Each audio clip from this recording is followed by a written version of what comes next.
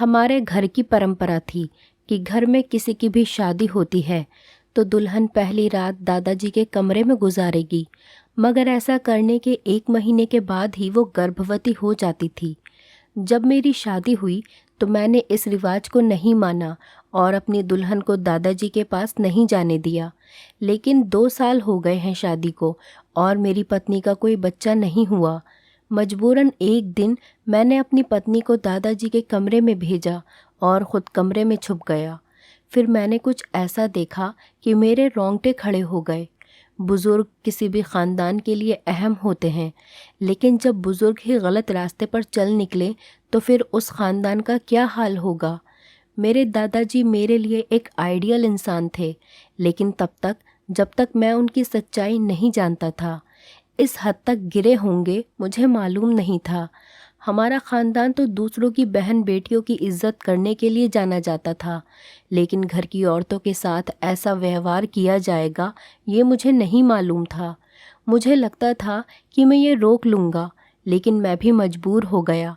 हम एक पढ़े लिखे अच्छे ख़ानदान से थे, हमारी जॉइंट फैमिली थी, इसलिए हम सब एक ही घर में रहते थे और कभी भी हमारे घर में किसी बात को लेकर झगड़ा नहीं हुआ था। घर के मालिक मेरे दादा थे। बड़े छोटे सभी उनकी बात मानते थे और उनकी बहुत इज्जत करते थे। वो भी सबसे बहुत प्यार करते थे और कभी किसी को डांटते भी नहीं थे। लेकिन इन सब के साथ हमारे ख़ानदान में एक अजीब सी परंपरा थी और वो ये थी कि उसे सुनकर अक्सर लोग अपनी बेटी देने से इनकार कर देते थे। इसीलिए हमारे बड़ों ने अब इस परंपरा को मिटाना शुरू कर दिया। मैं बचपन से देखता आ रहा था कि हमारे घर में जिसकी भी शादी होती, जो भी लड़की दुल्हन बनकर हमारे घर पर आती, वो पहली रात दादाजी के कमरे में ही गुजारती। बचपन में तो मुझे इस चीज़ की बिल्कुल भी समझ नहीं थी, लेकिन जैसे जैसे मैं बड़ा होता गया ये अजीब परंपरा मेरे दिमाग में सवाल पैदा करने लगी। मैंने बहुत कोशिश की कि हकीकत जान सकूं, लेकिन पूरे घर में कोई भी इस बात पर बात करने को तैयार ही नहीं होता था और ये सिलसिला सालों से चला आ रहा था। और हैरत की बात तो ये थी कि जो भी लड़की दादाजी के कमरे में रात गुजारती थी वो 1 महीने के अंदर ही गर्भवती हो जाती थी। लेकिन मुझे ये बात बहुत अजीब लगती थी और मैं बिल्कुल भी इसके साथ में नहीं था। मैं अपने सारे भाइयों में तीसरे नंबर पर था और मेरे बड़े भाइयों की पत्नियों के साथ भी यही किया गया था, लेकिन उन लोगों ने कुछ भी नहीं कहा था, जिस पर मेरी उन सब से बहुत बहस भी हुई। लेकिन कोई भी मेरे सवाल का जवाब नहीं देता था और अब मुझे इस चीज़ का जवाब चाहिए था, क्योंकि घर में मेरी शादी की बात चल रही थी और मैं जानता था कि मेरे साथ भी यही सब होगा, लेकिन मैं ये नहीं करना चाहता था। इसीलिए शादी के दिन मैंने अपने बड़े भाइयों को कह दिया कि मैं अपनी पत्नी को दादाजी के कमरे में नहीं छोड़ूंगा और अपनी पत्नी का हाथ पकड़ता हुआ अपने कमरे में चला गया। मुझे लगा कि इसके बाद दादाजी का व्यवहार बदल जाएगा, लेकिन उन्होंने मुझे एक शब्द भी नहीं कहा। उनका व्यवहार नॉर्मल ही था। लेकिन हमारी शादी को 2 साल हो गए और अभी तक बच्चे की कोई उम्मीद ही नहीं थी। डॉक्टर के पास गए तो सभी टेस्ट सही थे, फिर भी कुछ नहीं हुआ। मेरे भाई मुझे अक्सर कहते थे कि तुमने गलत किया, अब सारी ज़िंदगी बच्चे के लिए तरसोगे। लेकिन मुझे उनकी बातें सुनकर गुस्सा आ जाता था कि मैं बच्चे के लिए गलत कैसे बन जाऊं, कैसे अपने हाथों से अपनी पत्नी को किसी दूसरे के कमरे में भेजूं। भले ही वो मेरे दादा थे, लेकिन मेरी पत्नी के लिए तो गैर ही थे और मैं भी कभी इतना बगैरत नहीं हो सकता था कि अपनी पत्नी को अपने हाथों से उनके पास भेज दूं। मेरी पत्नी को भी ये परंपरा बिल्कुल पसंद नहीं थी और उसको बहुत अजीब लगता था। लेकिन जैसे जैसे समय गुजरता जा रहा था, लोगों की बातें हमें डिप्रेशन में डालती जा रही थीं, क्योंकि हमारे ख़ानदान में सबके बच्चे थे, सिर्फ हम ही थे जिनके पास इतने सालों से बच्चे नहीं थे और अभी दूर दूर तक कोई उम्मीद भी नहीं थी। मेरी पत्नी अब खोई खोई गुमसुम सी रहने लगी थी, शायद डिप्रेशन में आ गई थी। वो चिड़चिड़ी सी हो गई थी और एक दिन उसने खुद कहा कि मुझे दादाजी के कमरे में भेज दें। तो मैं उसकी बात सुनकर गुस्से में आ गया कि मैं ऐसा नहीं कर सकता। लेकिन उसने कहा कि हम हमेशा बिना बच्चे के तो नहीं रह सकते, इसीलिए आपको ये तो करना ही पड़ेगा। मैं उसकी बात से बिल्कुल भी सहमत नहीं हुआ और मैंने उसे डांटकर चुप करा दिया कि अगर बच्चा होना होगा तो भगवान हमें दे देगा। लेकिन वक्त गुजरने के साथ साथ उसकी ये ज़िद बढ़ती ही जा रही थी और कोई उम्मीद नज़र न आने की वजह से मैं भी अंदर ही अंदर घायल होता जा रहा था कि जहां बाकी सब ने अपनी बीवियों को टाइम दे दिया और शादी की पहली रात ही दादाजी के कमरे में भेज दिया। यहाँ तक कि मेरी माँ और बड़ी मम्मी, मेरी छोटी मम्मी तक एक एक रात दादाजी के पास गुजार चुकी हैं, तो मेरी बीवी ने अगर गुजार भी ली तो उससे क्या हो जाएगा। आखिरकार बहुत मजबूर होकर एक दिन मैंने दादाजी से कहा कि मैं आज रात अपनी पत्नी को आपके कमरे में छोड़ कर जाऊँगा।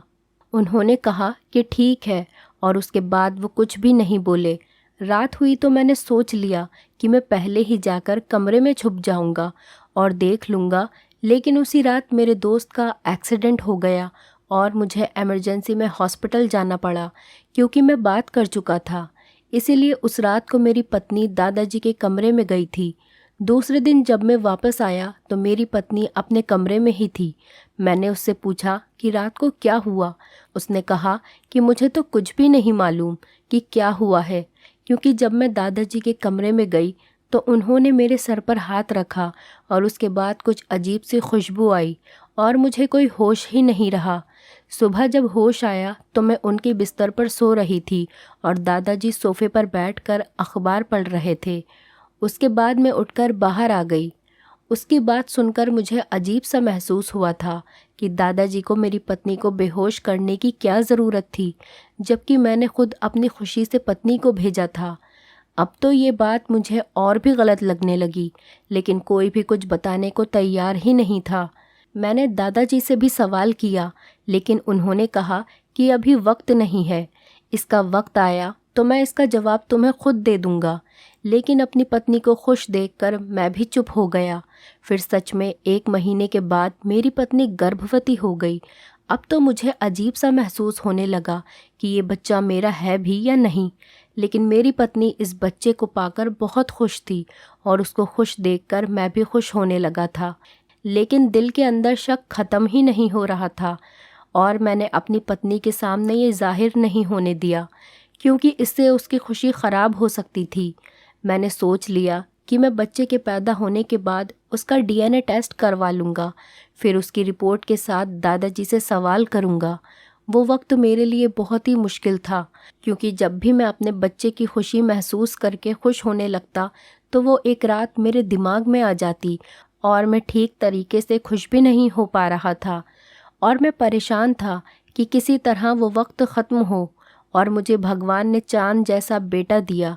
ये खुशी इतने सालों के बाद मिली थी, इसीलिए सभी बहुत ज़्यादा खुश थे और सबसे ज़्यादा शायद मेरे दादाजी खुश थे, क्योंकि अपने पूरे बच्चों में उन्हें सबसे ज़्यादा मुझसे प्यार था और मेरे बच्चे की खुशी शायद उन्हें सबसे ज़्यादा थी। मेरी आंखों में शक की पट्टी बंधी हुई थी और मैं उनकी खुशी को भी शक की निगाह से देख रहा था। जब हमारा सारा ख़ानदान खुशियाँ मनाकर चले गए तो एक दिन मैंने चुपके से बच्चे को उठाया और निकल गया। मेरी पत्नी ने पूछा कि कहाँ जा रहे हो, तो मैंने कहा बाहर से घुमा कर आता हूँ, और बच्चे को हॉस्पिटल ले गया और जाकर अपना और बच्चे का डीएनए टेस्ट करवाया। मेरे दिमाग में कहीं ना कहीं ये बात ज़रूर थी कि ये बच्चा मेरा नहीं है, और बस यही चीज़ मुझे दिल से खुशी नहीं दे पा रही थी और मुझे टेस्ट करवाना पड़ा, जिसकी रिपोर्ट 3 दिन बाद आनी थी। 3 दिन मैंने कैसे गुजारे वो मुझे ही मालूम है। जिस दिन रिपोर्ट मिलने वाली थी उस दिन सुबह से ही मेरे दिल का बुरा हाल हो रहा था। बार बार एक सवाल मेरे दिमाग में आ रहा था कि अगर ये बच्चा मेरा नहीं हुआ तो मैं किस मुंह से उसको अपना बच्चा कबूल करूँगा और दादाजी से क्या सवाल करूँगा, जबकि मैं खुद अपनी पत्नी को उनके कमरे में छोड़कर आया था। मैं रिपोर्ट लेने गया तो रिपोर्ट पकड़ते हुए मेरा बीपी हाई हो गया, शायद बहुत ज़्यादा टेंशन लेने की वजह से। मैं हॉस्पिटल में ही था, इसीलिए फ़ौरन मुझे इमरजेंसी में ले जाया गया। डॉक्टर मेरे घर बताना चाहते थे, लेकिन मैंने मना कर दिया कि अगर वो सब यहाँ आए तो टेस्ट का राज भी खुल जाएगा। मैं रिपोर्ट लेकर घर आ गया। मुझ में हिम्मत नहीं थी कि मैं वो खोल कर देख सकूं कि उसमें क्या है। टेस्ट तो मैंने करवा लिया था, लेकिन अब खोल कर देखने की हिम्मत नहीं हो रही थी और ख़ुद पर गुस्सा भी आ रहा था कि मैंने बाकी सबकी तरह जो है जैसा है उसकी बुनियाद पर फ़ैसला क्यों नहीं कर लिया। मैंने क्यों इस सारे चक्कर में पड़ा। लेकिन कहते हैं ना कि किसी का दिमाग बहुत दूर तक जाता है, और शायद मेरे साथ भी यही हुआ था। मैं वो रिपोर्ट लेकर घर तो आ गया था, लेकिन 3-4 घंटे गुजरने के बाद भी मैं अपने अंदर हिम्मत पैदा न कर सका कि मैं इस रिपोर्ट को खोलकर देख लूं। और आखिरकार मैंने उसे उठाकर अपने ऑफिस के टेबल पर रख दिया कि सुबह ऑफिस जाकर देख लूँगा। लेकिन शायद भगवान को ये मंजूर ही नहीं था कि मैं इस राज पर से पर्दा उठा सकूं। इसीलिए 1-2 दिन काम में इतना बिजी था कि मेरा ध्यान रिपोर्ट की तरफ से हट गया, और जब मैंने दोबारा से रिपोर्ट को ढूंढा तो वो मुझे मिली ही नहीं। शायद कागजात में कहीं आगे पीछे हो गई थी। मैंने पूरा ऑफिस छान मारा, लेकिन वो रिपोर्ट मुझे मिली ही नहीं। मुझे समझ आ गया कि भगवान भी नहीं चाहते कि मैं इस राज से पर्दा उठा दूं। इसलिए मैंने जो है जैसा है की बुनियाद पर अपने बच्चे को कबूल कर लिया। इस सिलसिले में 2 साल और गुजर गए और मेरी पत्नी एक बार फिर से गर्भवती हो गई। अब वही दोबारा से मेरे दिमाग में घूमने लगा कि इस बार मैंने पत्नी को दादाजी के कमरे में भी नहीं भेजा था, तो फिर वो प्रेग्नेंट कैसे हो गई, और क्या मेरी पत्नी ने मेरे साथ धोखा किया है। वो खुद ही छुपकर दादाजी के कमरे में चली गई थी। लेकिन ऐसा हो नहीं सकता था, क्योंकि मेरी पत्नी बहुत अच्छी औरत थी, कभी कोई काम मुझसे बिना पूछे नहीं करती थी। एक बार फिर वही बात मेरे दिमाग में घूमने लगी।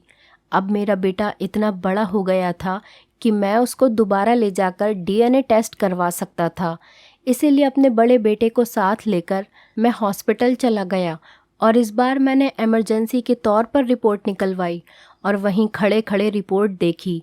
और रिपोर्ट देखकर मुझे झटका सा लगा, क्योंकि रिपोर्ट पॉजिटिव थी, यानी वो बच्चा मेरा ही था। मेरा दिमाग झटके खाने लगा कि अगर ये बच्चा मेरा ही था तो 2 साल तक क्यों नहीं हुआ, और सिर्फ एक दिन दादाजी के कमरे में रहने के बाद भगवान ने मुझे ये बच्चा दे दिया। लेकिन मेरा दिल टेंशन फ्री हो चुका था कि वो बच्चा मेरा ही है। इसीलिए मैंने अपने आसपास ध्यान करना शुरू किया कि मेरे सारे भाइयों के 2-3 बच्चे हैं, लेकिन सबकी बीवियों ने सिर्फ एक ही रात दादाजी के कमरे में गुजारी है। इसका मतलब है कि जो मैं सोच रहा हूँ वो गलत है। अगर वो गलत है तो फिर दादाजी के कमरे में रात को जाना क्यों ज़रूरी है। वहाँ ऐसा क्या होता है कि दादाजी कमरे में दुल्हन को बेहोश कर देते हैं। ये राज जानना अब मेरे लिए बहुत ज़रूरी हो गया था, क्योंकि मेरा सबसे छोटा भाई अब जवान था और उसकी शादी के बारे में सोचा जा रहा था, और अब उसकी पत्नी के साथ फिर वही सब होना था जो मैं नहीं चाहता था। इसीलिए मुझे इस राज को जानना था, लेकिन कैसे, ये मुझे समझ में नहीं आ रहा था। क्योंकि मैं जब भी इस बारे में दादाजी से सवाल करता था तो दादाजी मुझे चुप करवा देते थे और हमेशा एक ही बात कहते थे कि बेटा मुश्किल वक्त गुज़र चुका, और मैं उनकी बात सुनकर खामोश हो जाता कि शायद वो मेरे बच्चे के बारे में बात कर रहे हैं, कि भगवान ने मुझे बेटा दे दिया था, लेकिन कभी समझ न सका कि वो किस मुश्किल वक्त की बात कर रहे हैं। और फिर इस बात को भी 1 साल गुजर गया और मेरे भाई की भी शादी आ गई। अब मैंने सोचा कि दोबारा इसके साथ वही होगा, लेकिन मुझे कमरे में रहना था। मुझे मालूम करना था कि दादाजी पहली रात दुल्हन के साथ क्या करते हैं। इसीलिए शादी के दिन मैंने बहाना बनाया कि मेरा एक दोस्त बहुत बीमार है और मुझे इमरजेंसी में वहाँ जाना पड़ेगा। जब सारी फैमिली बैठी हुई थी तो मैं उन सबके सामने उठा और बाहर निकल गया। सब ने यही समझ लिया कि मैं दोस्त की तरफ चला गया हूँ, लेकिन मैं पिछले दरवाजे से खिड़की के रास्ते दादाजी के कमरे में घुस गया। वो कमरे में नहीं थे, मैं उनके कमरे में छुप गया। अब मुझे इंतज़ार था कि कब दादाजी और नई दुल्हन कमरे में आएंगे। कुछ देर के बाद दादाजी कमरे में आए, लेकिन अभी दुल्हन नहीं आई थी, और उसके आने तक मुझे धैर्य और शांति से इंतज़ार करना था, क्योंकि इतने सालों के राज के ऊपर से पर्दा उठने जो जा रहा था। मुझे बाहर से बहस की आवाज़ें सुनाई आ रही थी। ये वही बहस है जो हर दुल्हन घर में आने के बाद करती थी, क्योंकि शादी के दिन दुल्हन अपने दूल्हे के लिए सजाई जाती है, और जब उसे पहली रात को ही किसी दूसरे आदमी के साथ जाने को कहा जाता है तो यकीनन उसके लिए बर्दाश्त से बाहर होता है। और ये ड्रामा मैं कई सालों से देखता आ रहा था, इसीलिए खामोश हो गया। और आखिरकार वही हुआ जो हम सबके साथ हुआ था। और थोड़ी देर के बाद ही दुल्हन कमरे में आ गई। दुल्हन जैसे ही कमरे में आई, दादाजी उठकर वॉशरूम चले गए। मुझे दुल्हन को देखकर उस पर बहुत तरस आ रहा था। वो घबराई हुई थी। थोड़ी देर बाद दादाजी बाहर आए और उन्होंने आकर दुल्हन के सर पर हाथ रखा और कहा कि बेटा घबराओ मत, कुछ नहीं होगा। और बात करने के साथ ही दादाजी ने जेब से हाथ निकाला और उनके हाथ में रुमाल था और उन्होंने वो उसकी नाक पर रख दिया। 1 मिनट के अंदर ही वो दुल्हन बेहोश हो गई। यहाँ तक तो मुझे पहले से मालूम था। मुझे इंतज़ार था कि अब दादाजी क्या करते हैं। उन्होंने दुल्हन को आराम से बिस्तर पर लिटाया और उसके ऊपर कंबल डाल दिया। लेकिन उसके बाद जो मैंने देखा, उसने मेरे पाँव के नीचे से ज़मीन निकाल दी। मैं सारी रात कमरे में बैठा रहा। बड़ी मुश्किल से वक्त निकला। सुबह के करीब जब दादाजी की आंख लगी तो मैं खामोशी से खिड़की के रास्ते बाहर निकल गया। लेकिन जो कुछ मैंने देखा, उसके बाद दादाजी से सवाल करना तो बनता था। लेकिन मुझे ये डर था कि अगर मैंने दादाजी से सवाल किया तो उन्हें मालूम हो जाएगा कि मुझे उनका राज मालूम हो गया है। लेकिन बार बार मैं सोचता हूँ, ऐसी क्या बात थी कि दादाजी को ये सब करना पड़ा। और मैंने बहुत बार बातों ही बातों में उनसे पूछने की भी कोशिश की, लेकिन हमेशा दादाजी बात को टाल देते हैं। लेकिन इस बार दुल्हन को 2 महीने गुजरने के बाद भी बच्चे न हुए। अब तो सब परेशान हो गए कि ऐसा क्यों हुआ। लेकिन सभी ने इंतज़ार किया कि भगवान की ही तरफ से देर हो सकती है। दादाजी ने कहा कि मुझे लगता है कि ये राज कोई और भी जान चुका है। सब एक दूसरे की तरफ देखने लगे तो दादाजी ने कहा कि इस घर में कोई इंसान ये राज जान चुका है। अगर ये बात किसी और को मालूम न होती तो अब तक बहू गर्भवती हो चुकी होती। ये सुनकर मुझे बहुत अजीब लगा कि दादाजी को कैसे मालूम हो गया कि ये राज कोई दूसरा भी जान चुका है। लेकिन मैं खामोश रहा और मैंने बिल्कुल भी बात नहीं की। कुछ महीने गुजरे तो दादाजी बीमार रहने लगे। एक दिन उन्होंने हम सबको बुलाया और कहा कि मुझे सच सच बता दो कि तुम लोगों में से कौन इस राज को जान चुका है कि पहली रात दुल्हन मेरे कमरे में क्यों आती है। क्योंकि मुझे लगता है कि मैं ज़्यादा दिन नहीं जी सकूँगा और जो आदमी राज को जान चुका है, मैं उससे कोई बात करना चाहता हूँ। तो मुझे लगा कि सवाल करने का यही वक्त है। मैंने कहा, दादाजी मैं जानता हूँ। दादाजी ने कहा कि बाकी सब घरवाले बाहर जाएं और तुम मेरे पास बैठो। मैंने सबके जाने के बाद दरवाज़ा बंद कर दिया तो दादाजी ने पूछा कि सबसे पहले तो तुम मुझे ये बताओ कि तुम ये राज कैसे जानते हो। मैंने उनको सारी सच्चाई बता दी कि मैंने छुपकर सब कुछ देखा है। उन्होंने कहा कि तुम इस राज को जान चुके हो तो अभी ये राज तुम्हारे पास एक अमानत है। तुम्हारे पापा, बड़े पापा, चाचा, भाइयों में से कोई भी इस राज को नहीं जानता है। तो मेरे मरने के बाद ये राज सब घर वालों को इकट्ठा करके बता देना, क्योंकि मैं जानता हूँ कि सबके दिलों में मेरे खिलाफ कुछ ना कुछ गलत मौजूद है। लेकिन मेरे मरने के बाद मैं चाहता हूँ कि सबके दिल साफ़ हो जाएं मेरी तरफ से। मैं कोई भी पाप अपने सर पर लेकर नहीं जाना चाहता। मैंने दादाजी से सीधा सीधा सवाल कर लिया कि ये सब क्या है, आप मुझे पूरी बात तो समझाइए ताकि मैं सबके सवालों के जवाब दे सकूं। उन्होंने कहा कि सबको यही लगता है कि मैं जो भी दुल्हन आती है उसके साथ पहली रात को कुछ गलत करता हूँ, मगर ऐसा नहीं है। हकीकत ये है कि बहुत पहले मेरे परदादा के वक्त में जादू टोना और ये सारी चीज़ें बहुत ज़्यादा हुआ करती थीं। हमारे ख़ानदान में कोई भी औरत ब्याह कर आई तो उस जादूगर ने जादू के ज़रिए से उसकी औलाद बांध दी कि कभी भी इस ख़ानदान में औलाद नहीं हो सकती। एक बुज़ुर्ग ने इस जादू का तोड़ दिया था और उन्होंने कहा था कि 7 नस्लों तक आपको ये काम करना ही पड़ेगा। और वो ये काम है कि घर में शादी होकर जो भी दुल्हन आएगी, उस घर का जो भी बड़ा होगा वो उसको एक रात अपने पास रखेगा और वो कुछ मंत्र पढ़ेगा जो कि उस बुज़ुर्ग ने बताए थे। और ये मंत्र किसी दूसरे आदमी को मालूम नहीं होने चाहिए। इसीलिए जो भी दुल्हन होती थी उसे बेहोश कर दिया जाता था और मंत्र पढ़कर उसके शरीर के एक हिस्सों में काला धागा बांधा जाता था। ये काम 7 नस्लों से चलता आ रहा है। मुझसे पहले मेरे दादाजी और उससे भी पहले उनके दादाजी ये सब किया करते थे, लेकिन अब तुम लोग 7वीं नस्ल हो। तुम लोगों के बाद ये काम करना नहीं पड़ेगा। तुमने अपनी पत्नी पर ये काम नहीं करवाया था, इसीलिए जादू का असर वहाँ पर था और तुम्हें बच्चा नहीं हो रहा था। मैंने तुम्हारी पत्नी के साथ भी यही किया था और इसीलिए तुम लोगों को बच्चा हो गया। ये राज कोई भी नहीं जानता है।